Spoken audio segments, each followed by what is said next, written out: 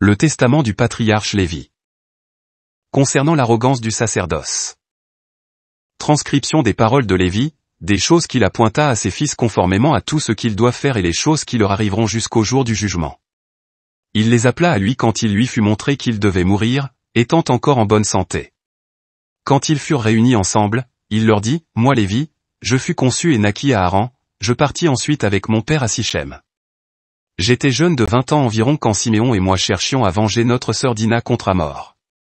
Nous nourrissions nos troupeaux à Abel-Mol lorsqu'un esprit de discernement vint sur moi du Créateur et je vis tous les hommes souiller leur voie, l'injustice se construisit des murs et sur les tours la malfaisance assise.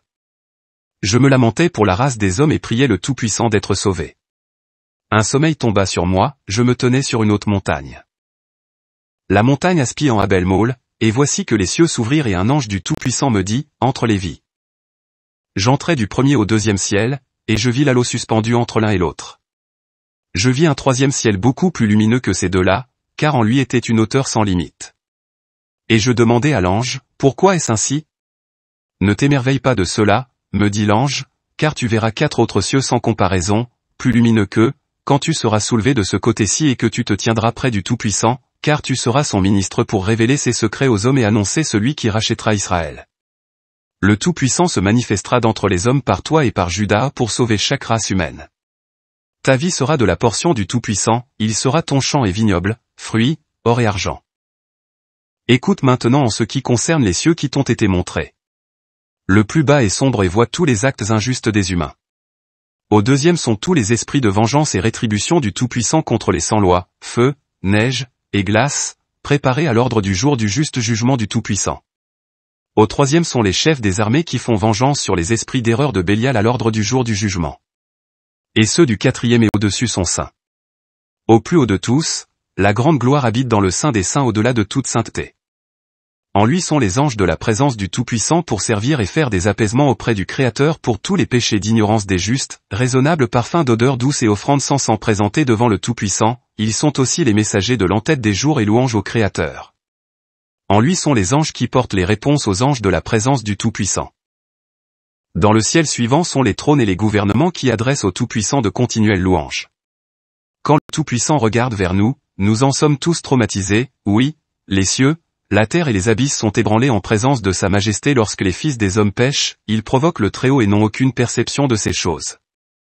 Apprenez ce que le jugement du Créateur produit sur les fils des hommes, les rochers se fendent, le soleil se refroidit, les eaux s'assèchent, et le feu se rétracte et lorsque toute la création est dérangée et que les esprits invisibles se dissipent à la suite des incursions du Très-Haut, le Shéol en emporte les dépouilles.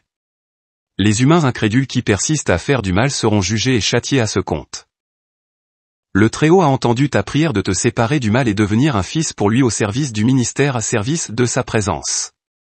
Tu allumeras la lumière de la connaissance en Jacob, tu seras comme le soleil pour toute la semence d'Israël, en bénédiction pour toi et ta semence, jusqu'à ce que le Tout-Puissant visite tous les peuples dans ses grâces tendres à jamais. À cet effet, le conseil sagesse et le discernement intelligence t'ont été accordés pour que tu instruises tes fils, car qui le bénit sera béni, qui le maudit périra. L'ange m'ouvrit les portes du ciel. Je vis le temple sacré et le trône de gloire, d'où le Très-Haut me dit, Lévi, je t'ai accordé les bénédictions du sacerdoce, jusqu'à ce que je vienne séjourner au milieu d'Israël. L'ange qui me ramena à la terre me donna un bouclier avec une épée, il me dit, fais vengeance sur Sichem à cause de ta sœur Dina. Le Tout-Puissant m'a envoyé avec toi. C'était maintenant le moment de détruire les fils de Hamor d'après ce qui est écrit aux tablettes célestes. Je lui dis, je te prie de me dire ton nom Seigneur pour t'appeler au temps des épreuves. Je suis l'ange qui intervient pour que la race d'Israël ne soit pas entièrement anéantie par l'attaque de tout esprit, dit-il. Après ces choses, je me réveillai et bénis le Très-Haut, et l'ange qui intervient pour tous les justes de la race racine d'Israël. C'est en allant chez mon père que je trouvai un bouclier de laiton à la montagne nommée Aspi, près de Gébal, du côté droit au sud d'Abila, mais je gardais ces paroles dans mon cœur. Je conseillais à mon père et à Ruben mon frère de proposer aux fils de Hamor de se faire circoncire, mais parce que j'étais zélé à cause de l'abomination qu'ils avaient faite à ma sœur, je tuai Sichem le premier et Siméon tua Hamor, puis nos frères vinrent et frappèrent la ville au tranchant de l'épée. Notre père se lamenta, entendant qu'ils avaient reçu la circoncision et ensuite la mort, il fut en colère et dispensa ses bénédictions différemment pour nous, car nous avions péché en agissant contre sa volonté. Ce jour-là il eut du dégoût, mais je connaissais que le Tout-Puissant avait décrété du mal sur Sichem, car ils avaient cherché à faire de notre sœur Dina ce qu'ils auraient fait à Sarah si le Tout-Puissant ne les en avait pas empêchés. Ils avaient persécuté notre père Abraham parce qu'il était étranger, ils avaient ravagé ses troupeaux qui s'étaient multipliés et maltraitèrent honteusement Jéble, son serviteur né dans sa maison. C'est ainsi qu'ils agissaient avec tous les étrangers, prenant de force leurs femmes, et les hommes partaient eux-mêmes en exil. Mais la colère du Tout-Puissant est tombée sur eux soudainement, jusqu'au dernier. Et je dis à mon père, n'aie pas de colère en toi, car le Tout-Puissant réduira les Cananéens à néant pour que leur terre soit à toi et à ta semence après toi. Qu'à partir de maintenant Sichem s'appelle ville de ceux qui sont fous, car nous nous sommes moqués d'eux comme on se moque d'un fou parce qu'ils ont eu la folie de souiller notre sœur en Israël. Nous sommes partis en reprenant notre sœur et sommes allés à Béthel. Après y avoir passé 7 jours, je vis de nouveau une chose comme la précédente, je vis 7 hommes en vêtements blancs qui me dirent, lève-toi, mets la robe du sacerdoce, la couronne de justice, le bustier de compréhension, le vêtement de vérité, le bandeau de la foi, la tiare du miracle et l'éphod de la prophétie. Chacun d'eux apporta chaque chose et les mirent sur moi en disant, deviens un sacrificateur du Tout-Puissant, toi et ta semence, à compter d'aujourd'hui et à jamais. Le premier me oint d'huile sainte et me donna le bâton du jugement. Le deuxième me lava d'eau pure et me nourrit de pain et de vin, les plus saintes choses, et m'attribua une robe sainte et glorieuse. Le troisième me vêtit d'une veste d'éphod en lin. Le quatrième mit autour de moi une ceinture comme violet. Le cinquième me donna une généreuse branche d'olive. Le sixième plaça sur ma tête une couronne. Le septième plaça sur ma tête un bandeau de sacrificateur et remplit mes mains d'encens pour servir comme sacrificateur du Tout-Puissant. Et ils me dirent, la semence de Lévi sera séparée en 3 services comme signe de la gloire du Tout-Puissant à venir, le premier sera celui de la foi, et aucun lot ne sera plus grand que le sien. Le deuxième sera du sacerdoce. Le troisième sera appelé sous un nouveau nom lorsqu'un roi se lèvera dans Juda et établira un nouveau sacerdoce pour tous les peuples. Sa présence sera comme celle d'un prophète du Très-Haut, de la semence de notre père Abraham. Toutes choses désirables en Israël seront pour toi et ta semence, tu mangeras de toutes choses agréables à regarder à la table du Créateur en portions pour ta semence, certains d'entre eux seront chefs sacrificateurs, juges et scribes, et par leur bouche la sainteté du lieu sera préservée. Quand je me réveillais, je savais que cette chose était comme la précédente et je gardais aussi cela dans mon cœur sans rien dire à personne sur terre. 2 jours après Judas et moi partîmes avec notre père Jacob chez Isaac, le père de mon grand-père me bénit conformément à toutes les paroles des visions que j'avais vues. Il ne vint pas avec nous à Béthel. Arrivé à Béthel, mon père Jacob eut une vision que je serais pour eux le sacrificateur du Créateur et il se leva tôt en matinée et paya à travers moi les dîmes de tout au Tout-Puissant. Puis nous sommes partis habiter à Hébron. Isaac m'appelait constamment pour me faire mémoriser les lois du Tout-Puissant comme l'ange du Créateur me l'avait montré. Il m'apprit les lois du sacerdoce, sacrifice, offrande par le feu, premier fruit, offrande de bonne volonté et offrande de remerciement. Il m'instruit chaque jour et s'occupait de moi devant le Tout-Puissant, et me dit, prends garde que l'esprit de fornication continue et que ta semence pollue les choses saintes. Prends-toi dans ta jeunesse une femme non infirme, ni souillée, ni de la race des nations étrangères. Baigne-toi avant d'entrer dans le lieu sacré. Lave-toi avant et après avoir présenté le sacrifice. Présente au Tout-Puissant le parfum, et 12 arbres ayant toujours du feuillage. Présente au Tout-Puissant un sacrifice de toute bête pure et oiseau pur comme Abraham m'a fait. Présente tout premier fruit et tous prémices de vin en offrande au Créateur Tout-Puissant. Mets du sel à chaque sacrifice. Appliquez tout ce que je vous commande mes enfants, toutes les choses que j'ai entendues de mes pères et que je vous déclare. Voici, je suis pur de toutes vos infidélités et transgressions que vous commettrez à la fin des âges contre le Messie du monde en agissant avec infidélité pour égarer Israël et soulever à son encontre de grands malheurs du Tout-Puissant. Car avec Israël, ensemble vous transigerez sans égard à la loi jusqu'à ce qu'il ne puisse plus endurer Jérusalem à cause de votre malfaisance. Le voile du temple se déchirera quand votre honte sera mise à découvert et vous serez dispersés et captifs parmi les nations, vous serez refoulés aux pieds avec reproche et malédiction. La maison que le Tout-Puissant choisira sera appelée ville de paix comme il est écrit dans le livre du juste Hénoch. Quand j'eus 28 ans je pris une femme du nom de Melcha, elle conçut et porta un fils que je nommai Gershom parce que nous étions exilés de notre terre, car Gershom signifie exil, mais je vis à son sujet qu'il ne serait pas au premier rang. À mes 35 ans, Kehat naquit vers l'est et je vis en vision qu'il se tenait en haut, au milieu de toute l'assemblée, aussi je le nommai Kehat pour signifier le commencement d'instruction et de majesté. Dans la 40e année de ma vie, elle me porta Merari en troisième, et comme elle le porta avec difficulté, elle le nomma Merari, ce qui signifie mon amertume, et aussi parce qu'il allait mourir. Yochbed naquit à mes 64 ans, alors que j'étais reconnu au milieu de mes frères en Égypte. Gershom prit femme et elle lui porta Lomni et Sommeil. Les fils de Kehat sont Amram, Istar, Hébron et Ouziel. Les fils de Merari sont Mali et Mouchi. À mes 94 ans, Amram prit ma fille Yochbed pour femme, lui et ma fille sont nés le même jour. J'avais 8 ans quand je suis entré au pays de Canaan, et 18 ans quand je tuai Sichem, à 19 ans je devins un sacrificateur, à 28 ans je pris femme, à 40 ans j'entrai en Égypte. Et voici vous êtes mes enfants de la 3e génération.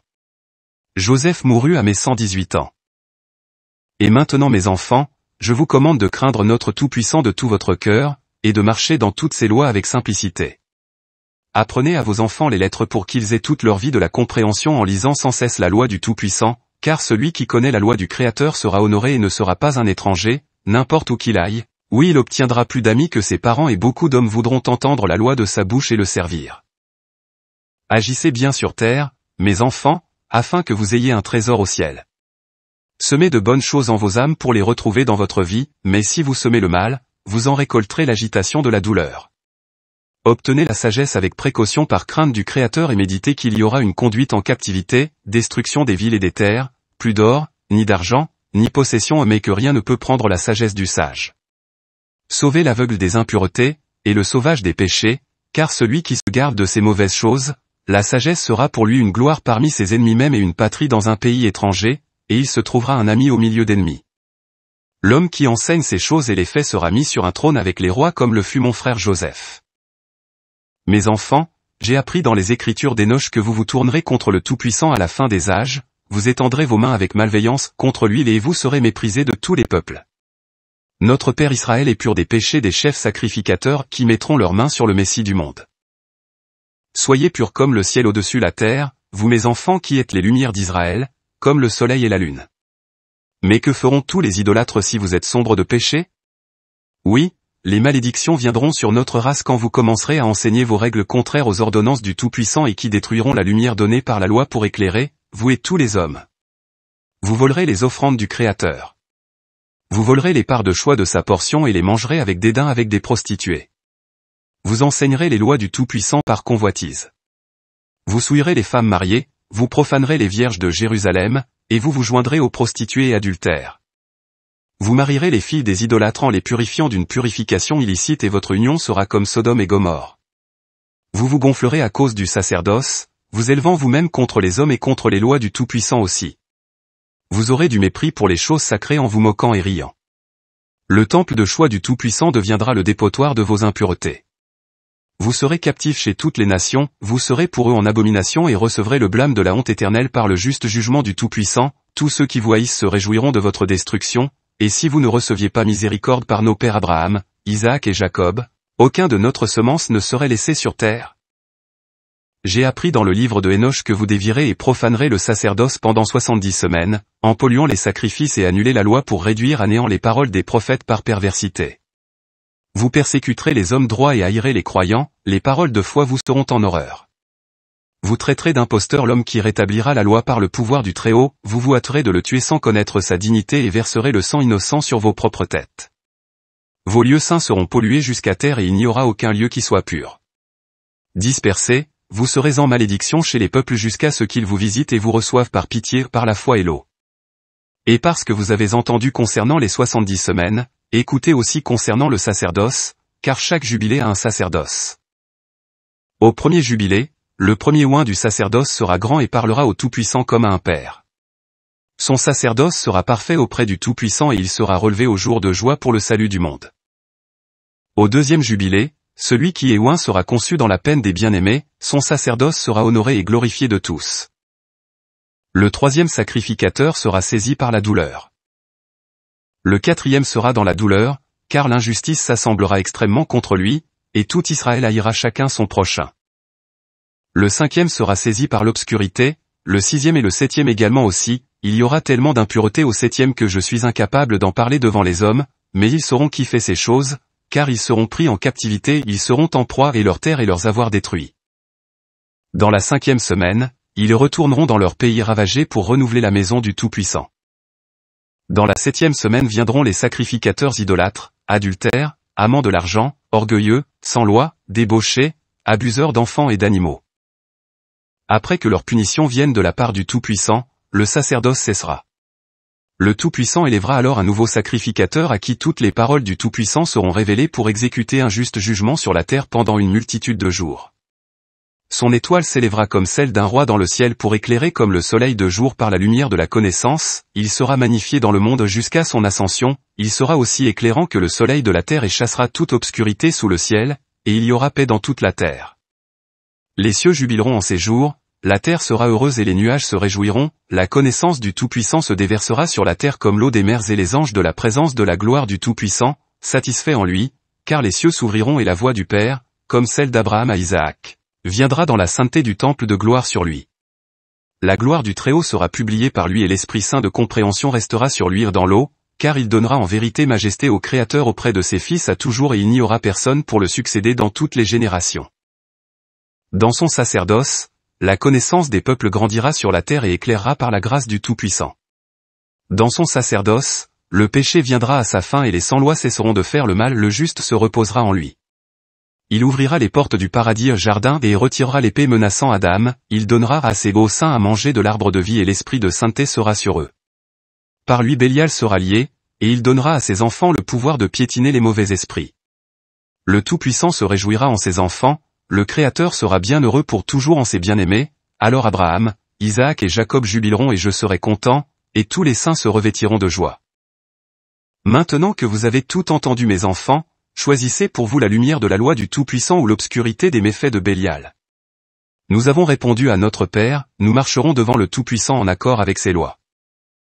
Le Tout-Puissant est témoin, ses anges sont témoins, vous êtes témoins et je suis témoin de la parole de votre bouche, dit notre Père. Nous sommes témoins. Lui avons-nous dit. Lévi cessa ainsi de donner charge à ses fils. Il étira ses pieds sur le lit et fut réuni à ses pères après avoir vécu 137 ans. Ils l'allongèrent dans un coffre et l'enterrèrent à Hébron avec Abraham, Isaac et Jacob. Ordre de marche des tribus avec le tabernacle du Tout-Puissant.